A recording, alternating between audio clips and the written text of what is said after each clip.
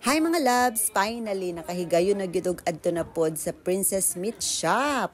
Nakaadto na ako diri dati pero meat shop ra gyud to dati, wala siya ay restaurant. Pero karon, aside sa mga Philippine goods, mga pagkaon from the Philippines nga gina-crave nato nga matilawan na sa dug-usab, mga karne para sa tong kitchen na siya ay restaurant. Okay?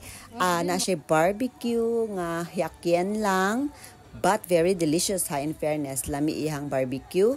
Pero ang adto ginamo diri kang ihang pares. Among tilawan gyud ang ihang pares for 700 yen.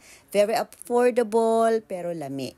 With rice na siya and soft drinks. So iyang pares na ay murag lechon kawali, beef and mga pang flavor. In fairness ha, lami siya. Actually, this is the very first time nga natilawan nako ang Paris. Kay sa Jensen Manggo, dili uso ang Paris. Nag-try pod me og ilang halo-halo for 600 yen. Yan, nami pod siya.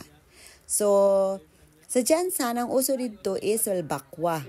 Ganahan jud ko og balbakwa, labi pag kanang medyo halang-halang, mugin akong pinakaganahan. So, lami ang Paris ha, pero murag mas lamian ko og balbakwa. Mas ganahan ko sa iyang lasa. Kamu ba? Ang sa inyong ganahan?